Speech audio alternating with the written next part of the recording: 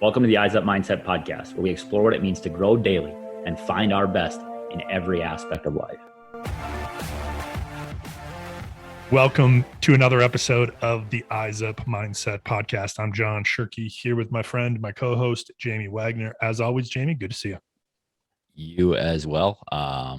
It's been a crazy couple weeks in our life, and we're just happy to get back at it.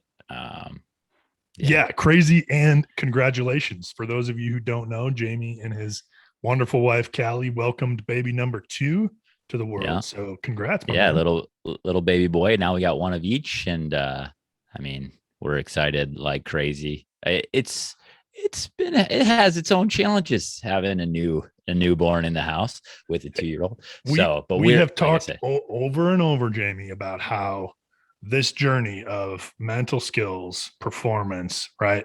It's challenges us, and we have it to deal with it and implement it every day. And I would imagine adding another tiny little human being to your mix has challenged you even more.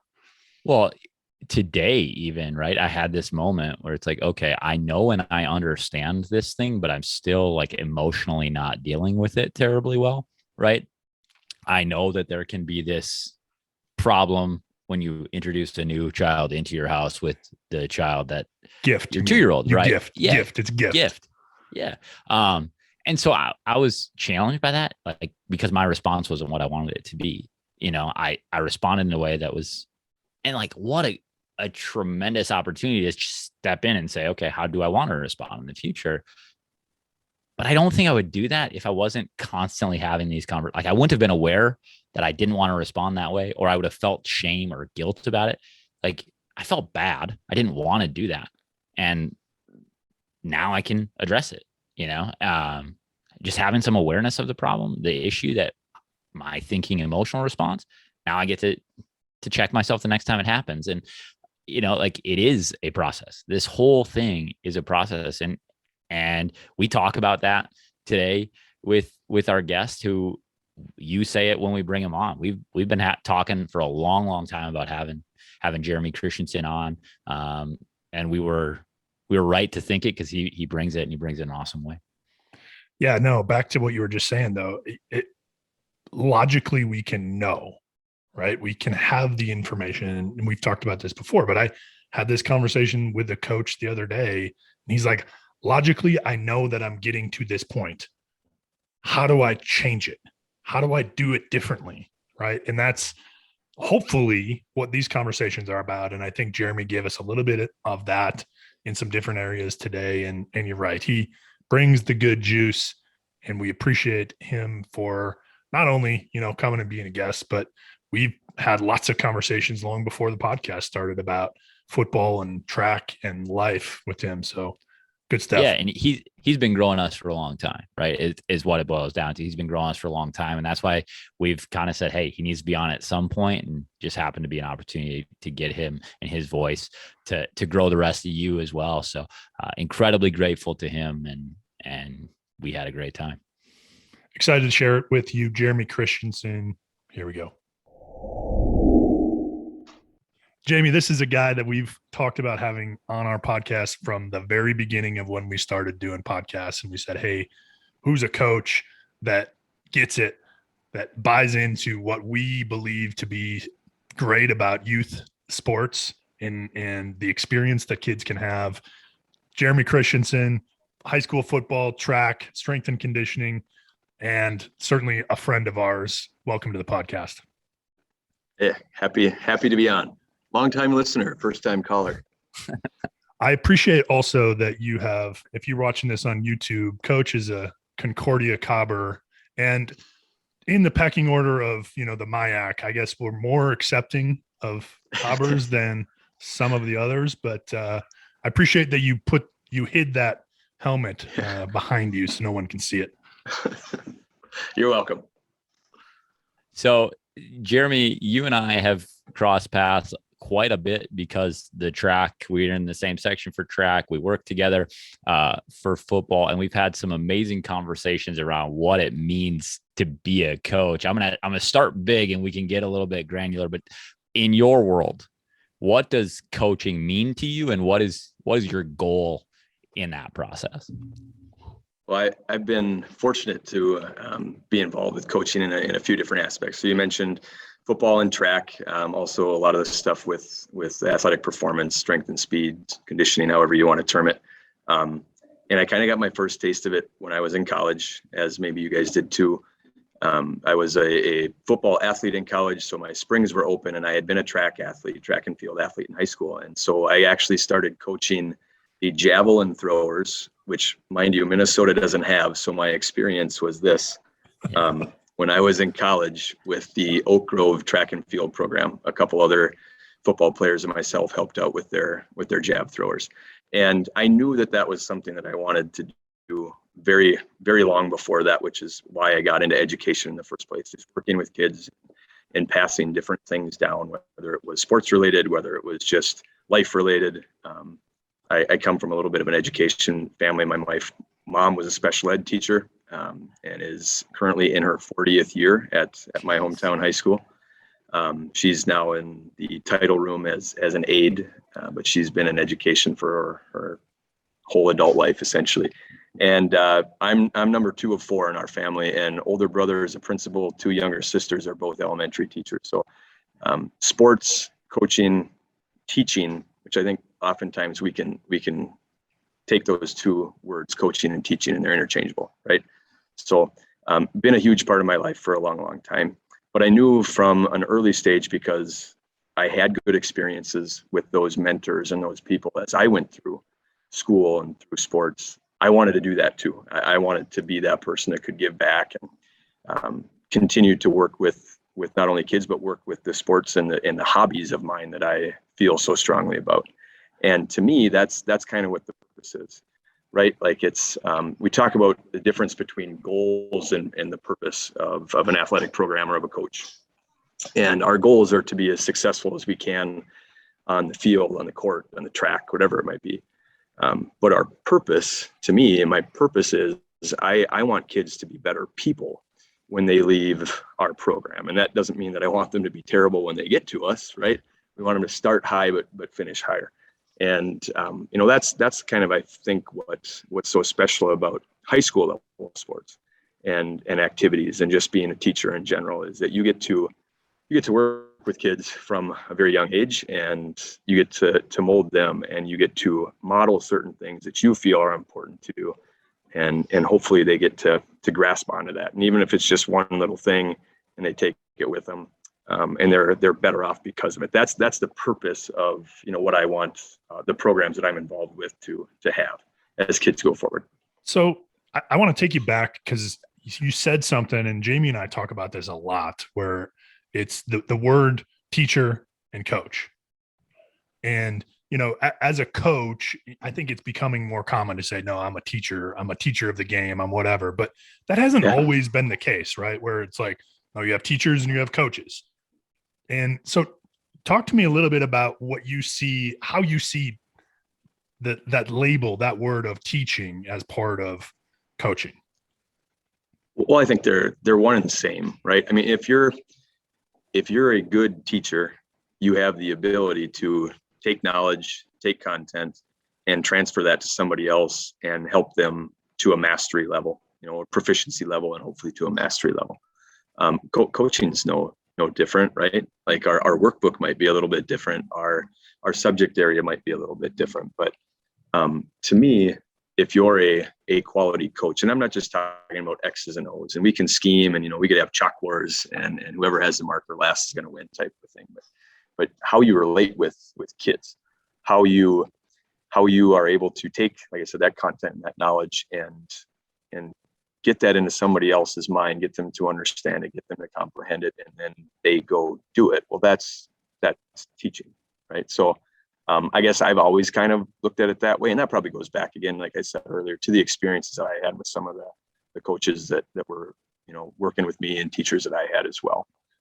But I think that a lot of that even goes to my family and my upbringing. So I mentioned my mom has been in education for her career. My dad, a summer after he graduated from high school, started his own construction, earth moving business, road construction type work.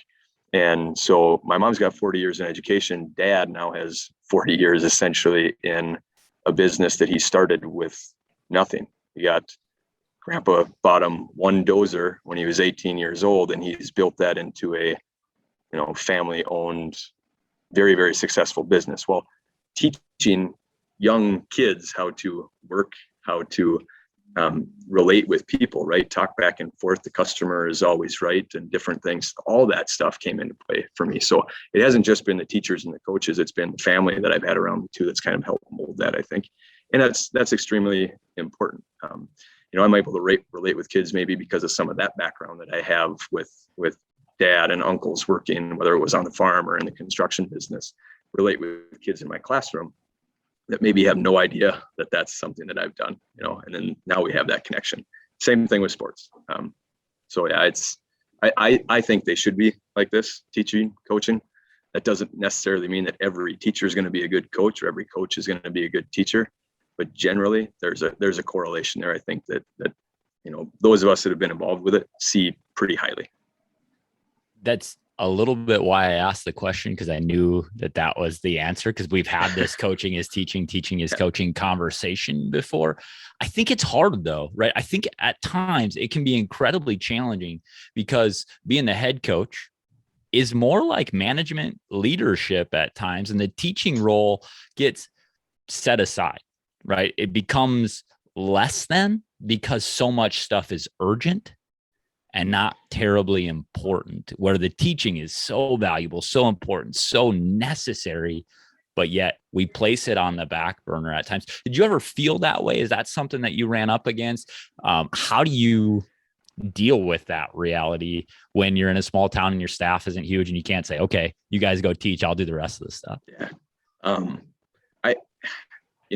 So again, this is year 15 for me in education and in coaching. And so like many of us that come out of college, especially as a collegiate athlete and an education major, we want to find that perfect fit right off the bat. And I'm going to be a head coach. And I know, I'm not like those other green rookies, and I know this and I know that. So like anyone else, I applied for positions that had that HC tag to them right off the bat too. And oddly enough, I was never offered one of those right out of college, thank goodness. I tell people all the time that the 9 years that I spent as an assistant were probably the best teaching I could have gotten. And I don't know that I would still be doing this had I not, or had I gotten a head position. I think I'd have been burnt out immediately, as you pointed out, Jamie. So both of them take so much, and rightfully so in today's day and age. A head coaching title or just coaching in general, I don't think it really matters, but coaching has become so much more. Teaching has become so much more, especially in the last 18 to 24 months with what's going on in our world. So trying to balance that is important. Before I got my first head coaching position, I was visiting with my high school head football coach at the coaches clinic down in the cities. And so we're talking ball and we're talking other things. And the best piece of advice that I ever got, and this is easier said than done, because this is probably something that I still struggle with most of all, is you can't be afraid to delegate, and you can't be afraid to let your staff, your other coaches, take things on. You can't be superhuman. You can't do everything, or it's that inch deep and mile wide adage, I guess. You're going to spread yourself too thin, and it's not going to be a very good product. And again, that's easier said than done, because all of us too are competitive, right? We were athletes at one point, and this is maybe still how we scratch that itch a little bit in the coaching world. So we don't want to. It's hard for us to swallow our pride sometimes and do that, but that's probably the best piece of advice I've ever gotten. Coach, you talked about balance and how coaching and teaching have gotten to be way more than what they used to be. One of the things I know about you is that maybe the most important thing to you in this life is your family.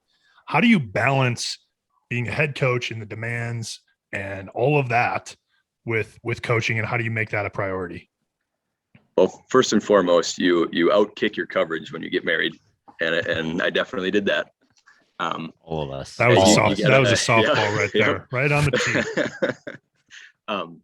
tee. We're fortunate that, you know, my brother is, I mentioned earlier, my older brother is a principal in the Fargo North District, and his early years. So he was hired as a head coach right out of college, and was very successful. Did an awesome job in a very small school, and then kind of moved up to another program, and then he moved to the Fargo North District a few years later, and he got out of coaching. And I just kind of thought, what are you doing? You know, like I thought that was his thing, that was his calling, and we're both fortunate enough that we have a better half that is got a free ticket to sainthood and does a lot for us on the home front. And you know, but likewise, his wife, my sister-in-law, works in healthcare, so not in a school schedule. My wife works in healthcare, not in a school schedule. It's tough. It's very tough. So the fact that they're able to do that is awesome. And I tell her that all the time. And she knows. She also tells me all the time. Is there anything that you've done to make that a priority? Because again, you have listened to the podcast. We have a lot of coaches listening, and I think all of us are always looking for ideas as to, okay, how do we actually do that? How do we get intentional about saying, even in the season, how do I handle my family time? It's right away. I'll say that I've had in the schools that I've been at have been very good about this too. It's never been an issue, and that's been very, very good to have that type of support. In fact, it hasn't been an issue. But I have my kids that are school age. They don't ride the bus home. You know, they're with me. If they're in school, they come to the practice field after school, and they'll help out with cones in the fall, or setting up drills, or getting bags, and so the kids, meaning the athletes, get to see me kind of in the dad role a little bit too, which I think is important. But at the same time, kids, my own, get to see what dad does. And so that's part of that balance, I think, is trying to get them involved any way that you can. The other thing too, that COVID brought this on, and COVID brought on a lot of things that I think opened people's eyes to, this is maybe the better way, that we should have been doing this before, and then we were forced to do it. Now we see that, or now that we know that.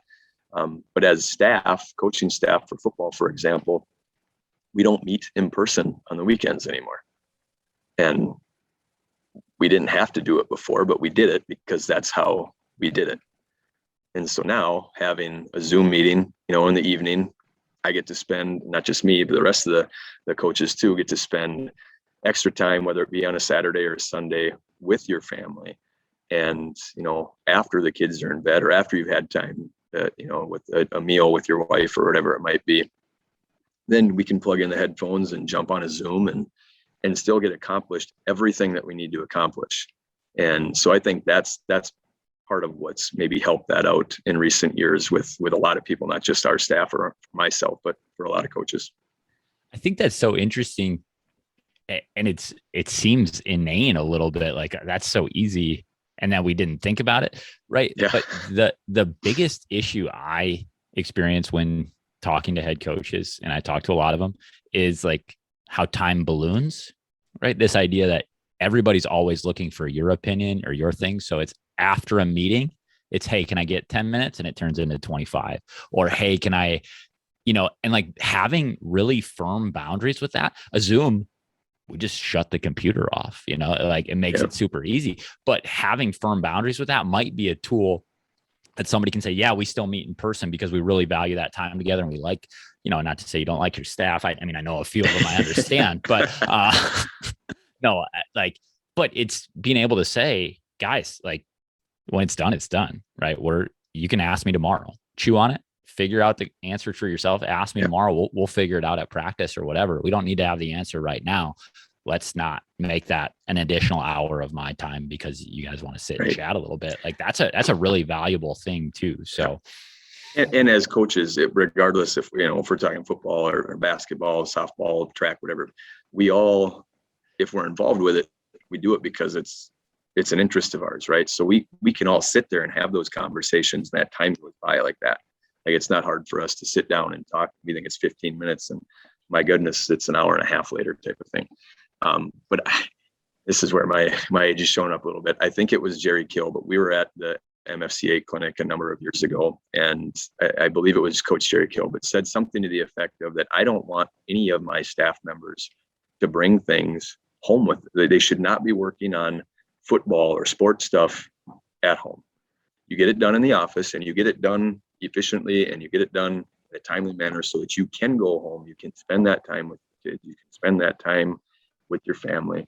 And that kind of hit me too. And at that point, I think, Michaela and I had maybe just been married. I don't even know if we had kids at the time, but it was, well, geez, if that can be done at a major college athletic level, well, that should be something that's pretty easy to be done then at a high school level too. So I do think that that's important. And I think that sets up a perspective too for your assistant coaches or the other people that you work with, but also your kids, your student athletes, that this is our time. I don't want to take this home with me as a coach, and neither do the assistants. So when we have an hour and a half or a 2-hour window of practice or prep time, we want to use every minute of that as efficiently as we can. So a couple of thoughts on that. I think you have to be intentional about that, though, in terms of, because I think there still is people and an idea out there that the more we work, the more work we get done, right? The more hours of film, the more hours of meetings, the more hours of fill in the blank, the more productive we're going to be and the better we're going to be, which I am totally out on. I don't think that's the case, but I think there is a perception out there. And so I think being intentional about, hey, this is how we operate. This is what we expect of our coaches. This is what we expect of you guys. As athletes, you need to be able to go home and do your homework and spend time with your families and your girlfriend or whoever else you need to do, whatever else you need to do, right? And I think the other thing that came up, you were talking about Zoom and how we change things. And Jamie, you're like, yeah, it seems so simple, right? Is I just wrote down, like, not doing things the way they've always been done just because that's what we saw or what we learned. And so, Coach, what's something that you maybe have learned as a coach that you did because this is how I think it's supposed to be, right? And it maybe going back a few years, hopefully, because you've evolved, but what's something that you were like, no, this is what I saw from my coaches or what I observed, and I think this is how you do it. And then all of a sudden you're like, well, I think they were just doing that because that's how it's always been done. So, and I'm sure that you guys have maybe had some conversations with Trevor about this too, but the whole conditioning thing, like wind sprints, gassers, speed ladder, like we all grew up that way. At least I'm kind of about the same age, so I'm sure we all did, right? Yep. And that's how you started coaching. This is how we did it. So I don't know, the epiphany to me happened probably 2.5 years ago, I suppose, and it's related both from my coaching with track and field as well as football. But Johnny hit the nail on the head. Be intentional about your time. What is the purpose of doing A, B, and C? What do we get out of doing A, B, and C? Are we just doing it to do it? Are we just running the kids at the end of practice because we got 10 more minutes to fill and, well, we're going to do this? Or is there a reason behind it? So I think that's something that's kind of a major change for me too, because I was the work hard kid. That's not that I was an outstanding high school athlete, but why I was the level that I was because I was going to outwork everybody, right? And so to kind of have that switch of, well, there's you can still outwork somebody, but it's that whole work smarter, not harder type of a deal. And so we're very much more intentional about how we condition kids, the tempo of practice, how we get from one period to another.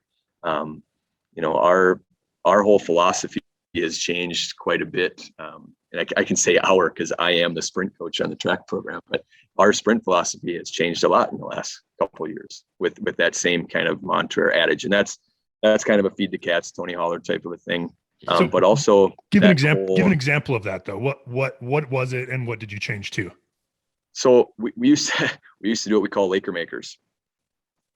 And at previous school, we did the same thing, but different name, different mascot, right? So I believe we always did it. It's been a while now. So I think we always did it it was always the first Friday of summer practice. So we got your last day of that first week, right? Hell week, as everybody wants to call it.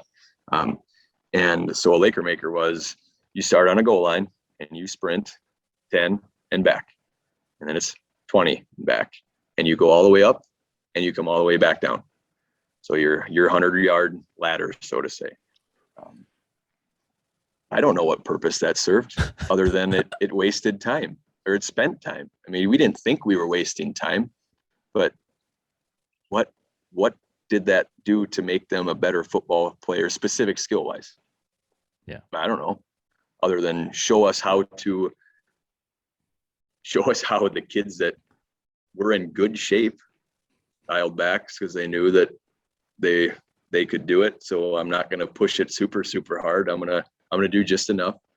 And those kids that, football takes a variety of body shapes and sizes, right? So those kids that are not as cardio fit, I mean, you've lost them before you even started the first 10. They know it's coming. And then, so that's something that, we haven't done in however many years. And now it's more of a, the football is an anaerobic sport, right? So we get that quick 5 to 7 second, hard, intense, everything you got, and then you get your recovery time.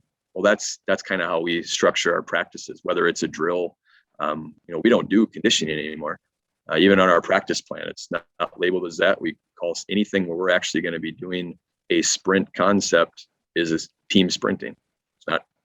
We're not conditioning. We're taking we are, but we don't even throw that word out there. We've kind of removed it from our vocabulary. So that would probably be the easiest example in the football side of things. I used to be kind of a ladder guy too with the sprinters and track and field, and they'd come and look and what are we going to do today? And they don't do that anymore. They know that it's either a speed day or it's plyo day or whatever it might be. I was the same, right?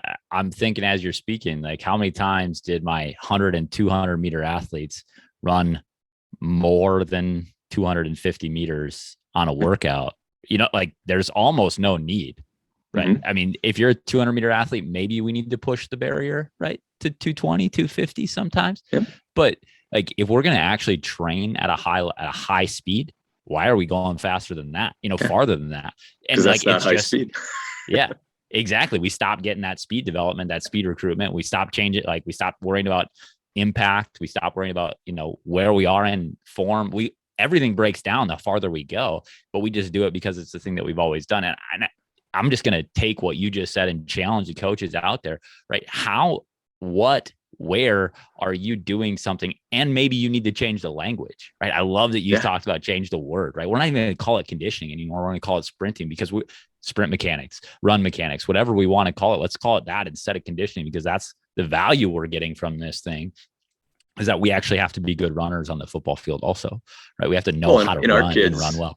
Yeah. And our kids know that sprinting is short distance, right? We can't sprint for a long, long distance. You're just talking about 200 meters. And we know that even Usain Bolt hits his top speed at about the 70, 75 meter mark during his prime. And it's not that he was faster top speed than anybody else during his reign as an Olympic gold medalist. He decelerated slower than everyone else, So yeah, I think the wording of it is a big part of it. They hear conditioning and it's like, oh, sprinting is like, well, I know that's short. That's going to be short distance. I can handle short distance. Well, and as a former offensive lineman, tight end, bigger body type that was not the sprinter, it reminded me of Travis Walsh, who we had on, a previous episode, and he talked about how do we make this fun? How do we bring games into this and have different expectations? And he talked about giving everybody a ball and let everybody try to touch it, right? And doing stuff like that, where that's exactly what you said, is like, okay, let's have realistic expectations of all of our different kids, right? Let's have a purpose behind the stuff that we're doing, and then let's go. Let's be efficient and then get our work done. Yeah. So like instead of ending that first week with a Laker maker, we do, and I always leave this stuff up to Trevor because he's a little bit more creative than I am, but we'll do some form of a team relay, and our equipment shed is empty and it's spread everywhere out on the football field. And it's, all right, you got to split up into groups of this. And we got 9 cones there, and there's 9 pylons that are on the opposite 20, and kids are, but they love it because it's fun. They don't realize what they're doing, and it's a competition, and also it builds teamwork stuff. You can accomplish a lot subconsciously with high school athletes, right? I mean, they're teenagers, so you can manipulate sometimes their thought process without them maybe knowing it, and get them to do something that they probably would have not wanted to do had it been structured slightly different, or as we just pointed out, had it been worded different. Well, let's be real. It's not just 15, 16, 17-year-olds. You could trick me into doing something too. I mean, like, I'm 36, and I would, in a second, if you told me we're going to compete and we're going to have a relay and we're going to make this a game and I'm going to ask you to win, I'm a race, right? I'm going to get out and I'm going to get up on my toes and I'm going to drive.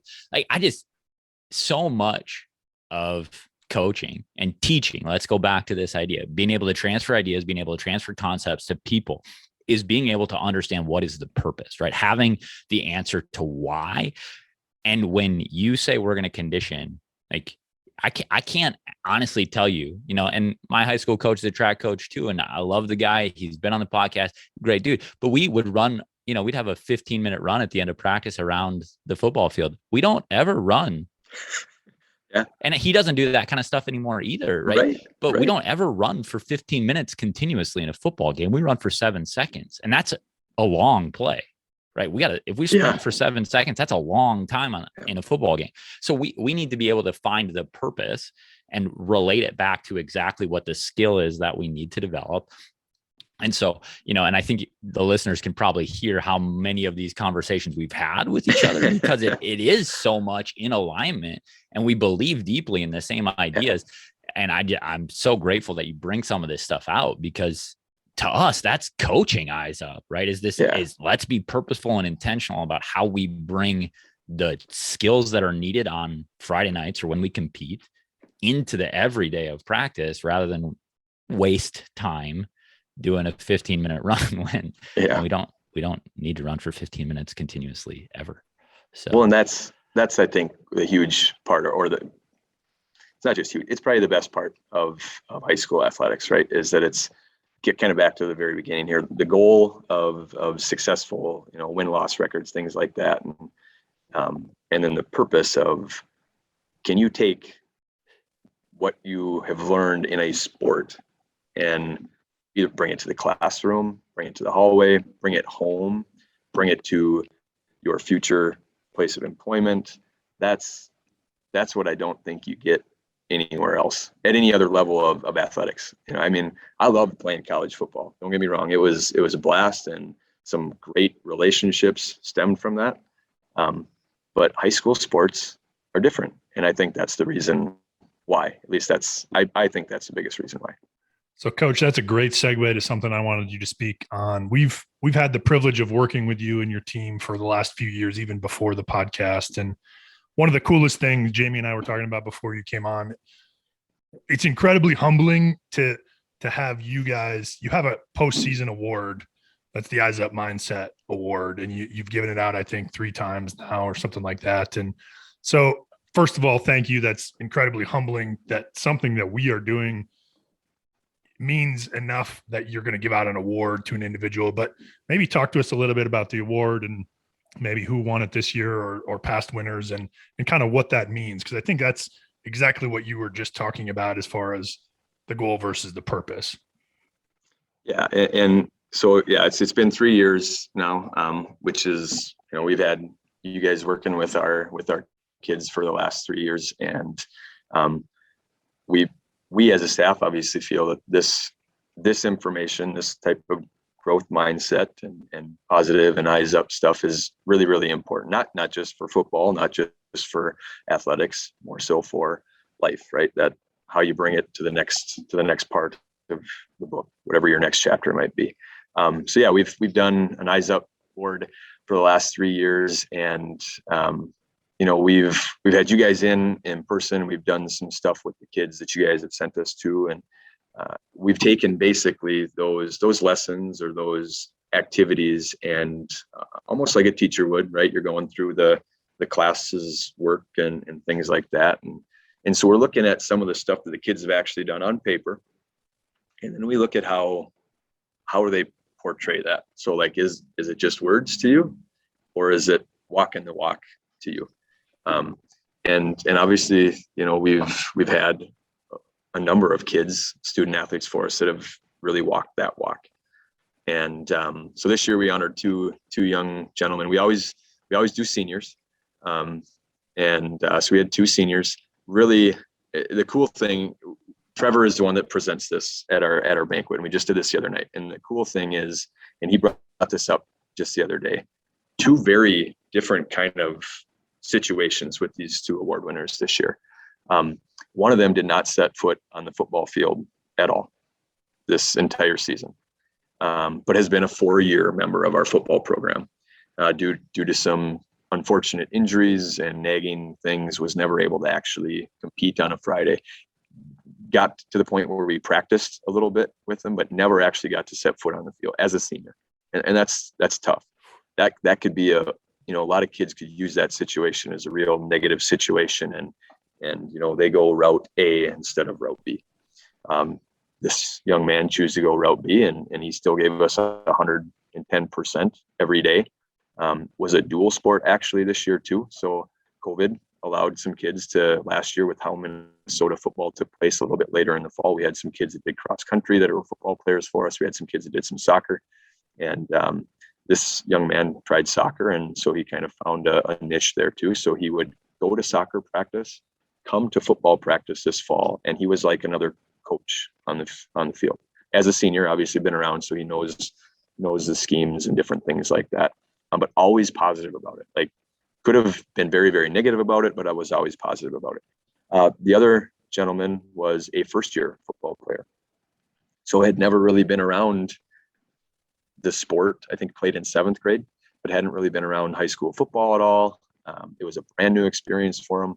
Really didn't know what to expect, but was there every day trying to be a sponge, and not just soak up things about football, but soak up what this experience is as a high school football player, as a senior, because it was his only year that he had to do it. So, getting those two kids from two very different situations and highlighting them the other night, it was really cool. And it's been that way the previous 2 years too. It's a unique situation, and sometimes it brings to light not just for the award recipients, but we're doing this at our awards banquet. Well, there was 170 people in the room. When you talk about how important this stuff is, and you talk about how these young men were able to portray that and live out in an eyes up way, is really kind of cool for not just them and the coaching staff, but then for the other people to kind of see that too, and hopefully continue to spread and grow that type of mentality and mindset. So that's awesome. I was having a conversation with my mom yesterday, I believe, and it was just about how our college football experience, right? Everybody that's listening knows that we played at Bethel for football, and that. Wait, Jamie, you went to Bethel?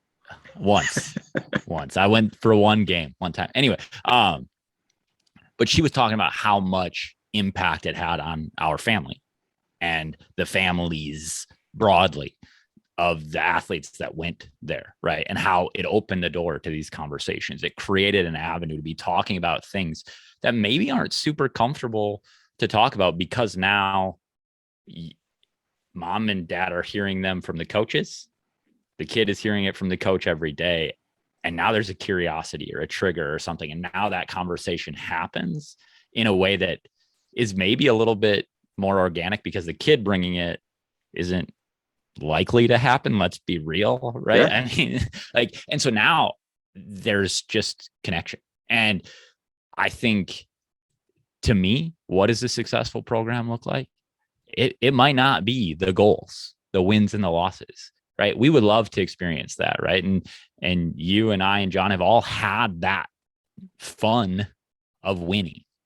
But successful programs are not defined in those ways. It's have we opened the door to those conversations in houses, in homes? Have we created young men that are going to be better fathers, better dad, better husbands, better employees, like you talk about?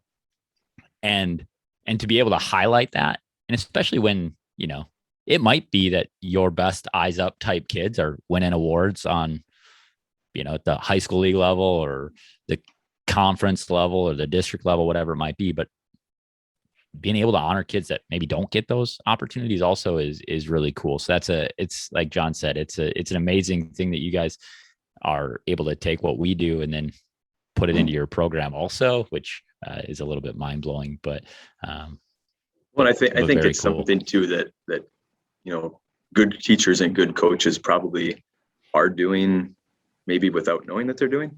Mm-hmm. But having you guys come in and, you know, gets back to using the word intentional, being intentional about it has just kind of taken it to a whole nother level. So quick little story too, because it just came in the mail within the last week. I think the coolest thing about being a coach and a teacher, high school students, is the connections. So you talked a little bit, Jamie, about how, you know, the college football experience kind of brought some of those conversations and things that maybe wouldn't have happened before. And I think the coolest part about, for me anyway, is, you know, I've been in this long enough now where I have received wedding invitations and, you know, Christmas cards and stuff like that. And it just, like I said, just got another wedding invite to a former athlete, former student the other day. And it doesn't matter how many times it happened. Every time something like that does happen, it gets you. You know, I'm getting a little emotional about it even right now. That's the reason, that's the purpose behind all that stuff. So it makes it all worth it, you know, in that sense. But those are the connections that I have, that type of connection with the guys I played with in college and have met throughout the coaching fraternity, so to say. But I don't know that I have that type of connection with anybody that I played for, and that doesn't make them bad coaches. I just think that in today's culture, we're starting to get more intentional about those type of things, and that's pretty special. Coach, we appreciate what you do every day to pour into those kids and those families and the community, and thank you for the time and the service that you do. And it's been an honor to work with you, and we can't wait to get after it again with you in the near future. Yeah, I appreciate you guys having me on. It's been fun. Hopefully it's a good watch and listen for everybody. So absolutely. Thanks, man. Awesome stuff from Jeremy today, Jamie. The thing to me that just jumps off my notes page is goals and purpose, right? And defining those two things. What do you got as far as takeaways or things that stood out? Well, that was certainly a big piece of it for me. Is we want to have results, right? All of us want to have results. And I genuinely believe this, that when we tie purpose to the process, that the results take care of themselves, right? It's Bill Walsh, the score takes care of itself stuff. And we can set goals and we can have deep aspirations for awesome things. And that improves the experience for a lot of our athletes a lot of time to have success.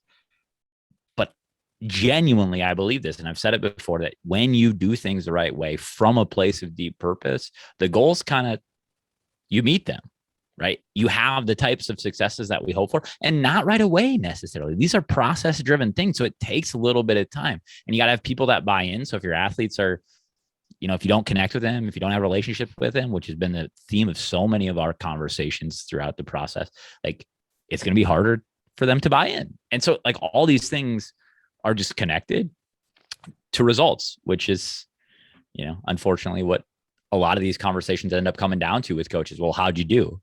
You know, and that's just not the whole story. No, and I think it's something that goes way beyond sport too, right? And I think of even this morning, and my boss listens, and I've told her this over and over again. We have a meeting every week, every Thursday morning, and every couple of months, she and I have a conversation about what is the purpose of this meeting? What are we hoping to accomplish? Because I hate sitting in meetings, right? And there is, but it's good to come back to, why are we doing this? What do we get out of this? Just like Jeremy talked, just like he talked about with the conditioning, right? Where it's like, what purpose? What are we teaching? What value are we getting? And if we're not getting anything, if we can't explain it, then we should be doing something else. Well, and the reality is that the way that we used purpose in the conversation was twofold, right? It wasn't just like his goals versus purpose thing. Is what is your deep purpose behind why you do this thing? And do you come from that place consistently? And do your kids and your athletes know that, right? And then the second piece is what you're talking about. Is there value in doing this thing? Does it? And why are we connecting the action that we're doing to the skill that we're building? The coaching is teaching things. So if we want to coach, like we've always coached, don't just run and condition and do all those things, you're not teaching anything. So how do we get to teaching purposefully, right? Like having all that together is a recipe for tremendous success. And again, it might not be on field, on track, on court success. It's just life stuff that's going to end up serving really well to our athletes, and they're going to be successful sooner or later. Appreciate you joining us and listening today. If you find value, share it. Send a link to somebody that you care about, that you're like, hey, this is of value. It's the only way that we get the information out, is if we share it, we give it away. It's the reason we do what we do, Jamie. We couldn't do without our listeners. So also, a couple episodes ago, I put out a pretty stern, hey, if you're listening on Apple Podcasts, go put a review in there. And you know what? Jerks. We've gotten no reviews lately. So get after it. If you're listening, go do it. If first person to do it, we might have a little something to send you or give you, sweeten the pot a little bit. So go do it.